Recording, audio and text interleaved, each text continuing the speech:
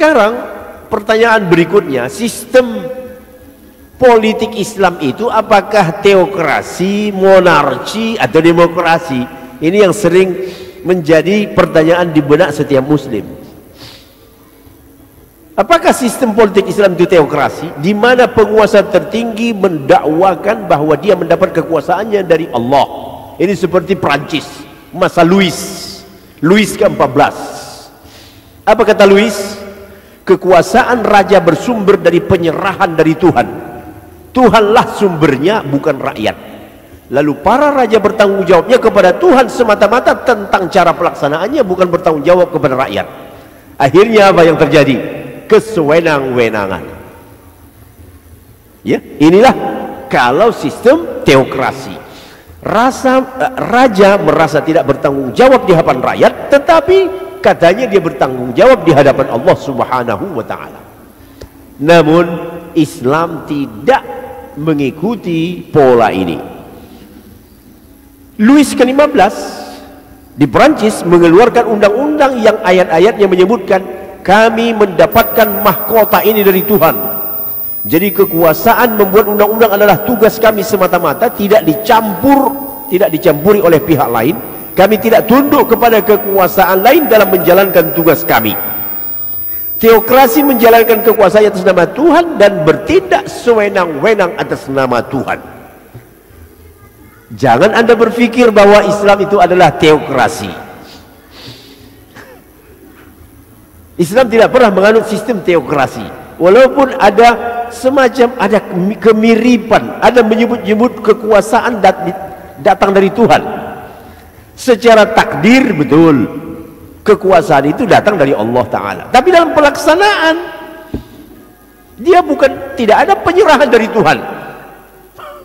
Karena para raja bukan utusan Allah. Yang jadi utusan Allah itu hanya siapa?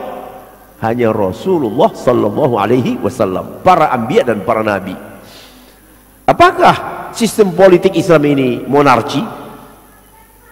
Artinya kerajaan yang mewariskan kekuasaan dari kakek ke anak, dari anak ke cucu. Sebagian orang juga mengira demikian, karena ada praktik dalam sejarah Islam, ya, berpuluh-puluh tahun lamanya kerajaan itu diwariskan dari keturunannya. Ada yang namanya khilafah Umayyah, khilafah Abbasiyah, kan gitu kan? Apakah Islam mendukung sistem ini? Islam bukan sistem monarki yang mewariskan kerajaan kepada anak dan keturunan. Raja membuat undang-undang dan aturan sesuka hatinya, dan aturan itu wajib dipatuhi oleh rakyat. Raja tidak wajib melakukan apa-apa. Bahkan kehendak raja adalah kekuasaan tertinggi dalam negara. Kalau sistem monarki pernah terjadi dalam sejarah Islam, itu murni pendapat atau kebijakan pribadi penguasa pada zaman itu, berdasarkan pertimbangan khusus yang dilihatnya, bukan sistem yang berlaku umum. Ini dilihat nih. Jadi dalam lembaran sejarah Islam ada terjadi sistem monarki, tapi itu bukan wahyu. Itu adalah pertimbangan khusus yang dilihat oleh seorang khalifah. Mau tidak mau, untuk mengamankan keadaan situasi, dia harus wariskan kepada anaknya. Tetapi itu bukan merupakan sistem yang berlaku secara general. Jadi Islam tidak teokrasi, Islam juga tidak monarki. Lalu berikutnya apa? Diktator. Sistem diktator, penguasa tertinggi tidak tunduk kepada hukum manapun, dan tidak ada kekuatan yang dapat meminta pertanggungjawabannya. Tidak memberikan kebebasan sama sekali kepada rakyatnya. Ini lebih parah lagi nih. Lebih parah lagi. Lalu apakah sistem demokrasi? Demokrasi dalam perjalanan sejarahnya ada dua. Ala Yunani kuno, ala demokrasi Barat modern. Nah, kalau kita lihat, demokrasi adalah ideologi yang dibangun atas dasar kekuasaan yang bersumber dari rakyat, untuk rakyat dan demi rakyat. Kan begitu? Demokrasi sebagaimana yang dipraktekkan oleh Barat justru mencabut kebebasan bangsa-bangsa lain di dunia dan menguasai hajat hidup mereka. Demokrasi ujungnya adalah apa? Penjajahan. merampas kebebasan bangsa-bangsa lain, dan ini berkelanjutan nih. Masa penjajahan imperialisme seolah-olah selesai. Sekarang ini imperialisme dalam bentuk baru, namanya globalisasi. Globalisasi ini adalah imperialisme modern. Bangsa-bangsa timur terus-menerus menjadi korban keganasan barat, sehingga timur tidak memiliki kebebasan apa-apa. Perlu Anda ketahui, untuk jadi guru besar saja di perguruan tinggi, ya, harus berkiblat ke barat. Apa itu? Tidak bisa orang jadi guru besar kalau dia tidak, makalahnya tidak dimuat di jurnal yang terindeks Scopus. Scopus itu Yahudi. Anda mau punya karangan 50, tidak akan bisa jadi profesor kalau tidak ada makalah Anda dimuat di dalam jurnal yang terindeks Scopus. Jadi perguruan tinggi tunduk kepada kemauan Yahudi, imperialisme modern. Kalau dulu profesor-profesor kita mengandalkan karangan, Masya Allah, memang orang besar, Rasidi, kan begitu ya, subhanallah, memang orang berilmu. Sekarang biar nggak punya buku nggak apa-apa, yang penting makalah dia ada dimuat di mana? Di jurnal Scopus. Ajaib. Jadi Yahudi betul-betul mengontrol dunia sampai ke dunia akademik. Jadi keadaan makin buruk atas nama globalisasi. Nah, hadirin, sistem politik Islam lalu apa? Unik. Tidak ada di barat dan tidak ada di timur. Unik, tidak ada tandingan dan padanannya pada sistem yang diciptakan oleh manusia, karena dia datang dari Allah Subhanahu wa ta'ala, berasal dari pencipta manusia, Allah Azza wa Jalla, yang menciptakan lalu menyempurnakan, yang menetapkan kemudian menunjuki. Sistem ini diturunkan oleh yang maha mengetahui tentang kelemahan-kelemahan manusia. Di dalam Al-Quran kita membaca surah Al-Mulk ayat 14. Ayat ini ya seyogianya setiap muslim hafal. Ala ya'lamu man khalaq. Ini ayat akidah ini. Ketahuilah, yang menciptakan dialah yang mengetahui ciptaannya. Apakah kita diciptakan oleh barat? Oleh timur Cina? Tidak. Kita diciptakan oleh Allah Ta'ala. Manusia diciptakan oleh Allah Ta'ala. Oleh karenanya, sistem yang cocok untuk manusia itu adalah sistem yang diturunkan oleh Allah Ta'ala. Masya Allah. Ala ya'lamu man khalaq. Ya, ala ya'lamu man khalaq. Ketahuilah, yang menciptakan lebih mengetahui tentang ciptaannya. Wa huwal latiful khabir. Jadi kanun ilahi untuk mewujudkan kedamaian, keamanan dalam hidup manusia di dunia dan tempat mulia juga di akhirat. Pengawasan terhadap penguasa. Di dalam Islam, pemerintahan itu adalah kontrak antara pemimpin dan rakyat. Kontrak. Wala ta'awanu 'alal itsmi wal 'udwan. Bertolong menolong untuk kebajikan dan ketakwaan. Jadi penguasa diberikan oleh rakyat kekuasaan untuk mendorong perbaikan, pembangunan material, spiritual, mengarahkan hidup manusia, tetapi bukan untuk tolong menolong berbuat dosa. Jadi koridornya at-ta'awun 'alal birri wat taqwa. Siapa sumber kekuasaan? Umat Islam yang menjadi sumber kekuasaan. Pemimpin bukan figur sakral seperti model Syiah, imam, tidak.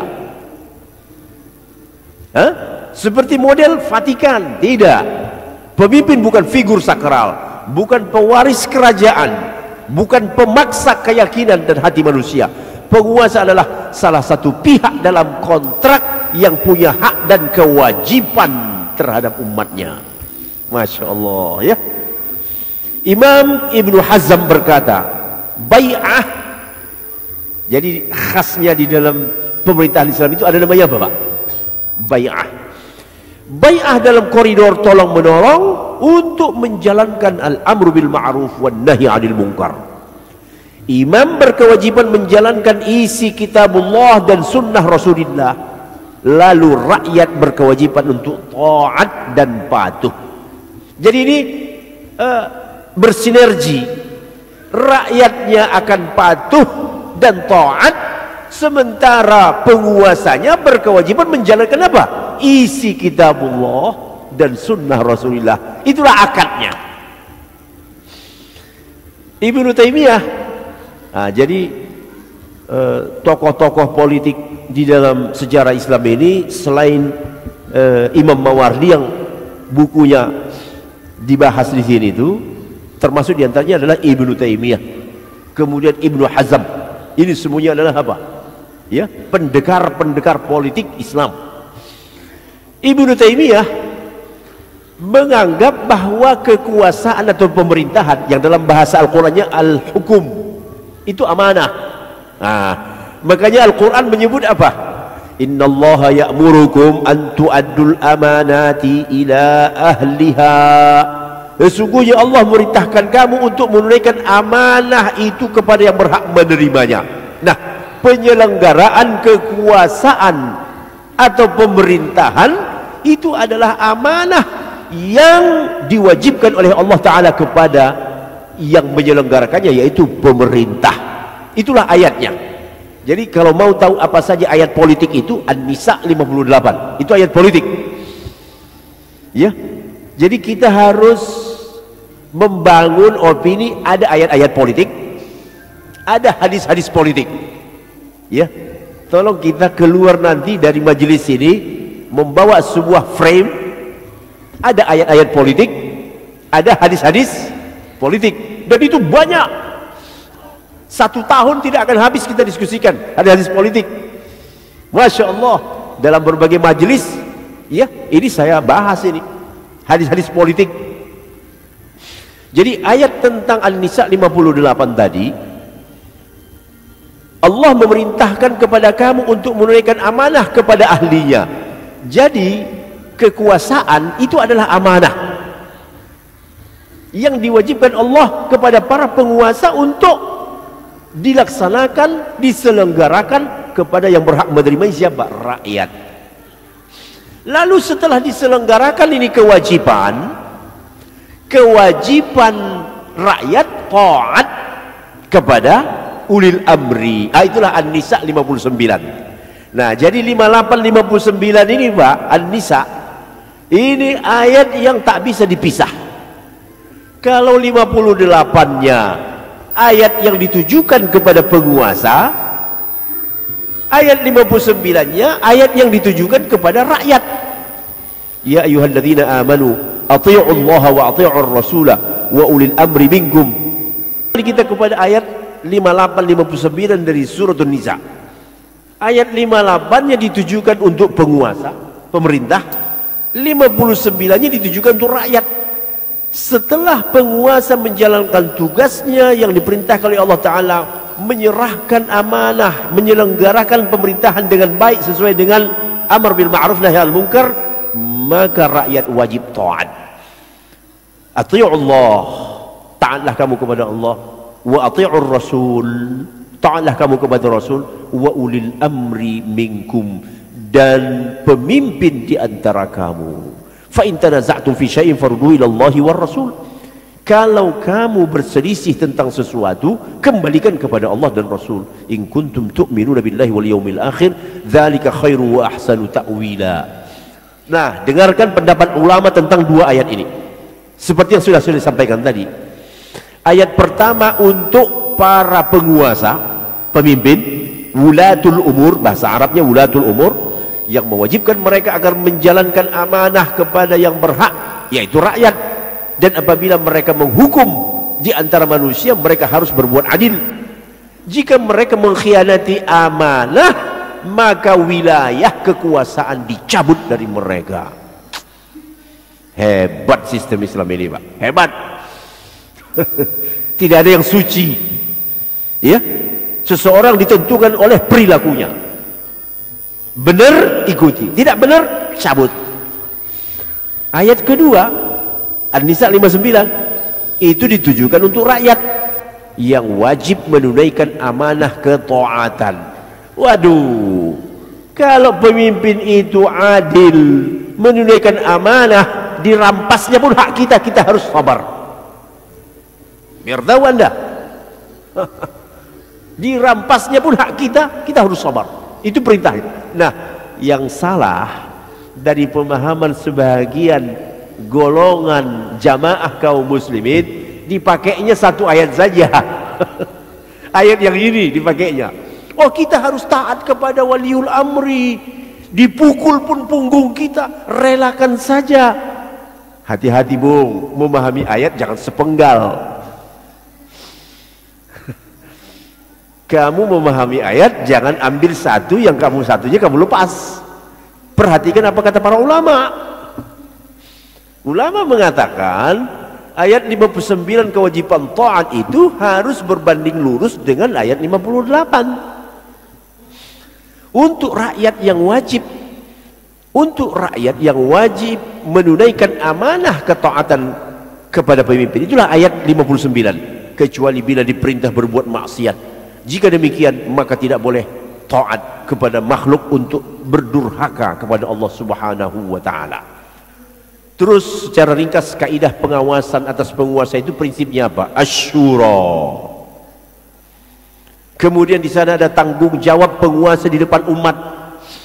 Nah, mau dibuat 5 tahun sekali boleh, tergantung kesepakatan. Kemudian di sana ada kebebasan rakyat untuk melakukan koreksi dan kritik. Jangan setiap orang yang melakukan koreksi berhadapan dengan apa? Penjara.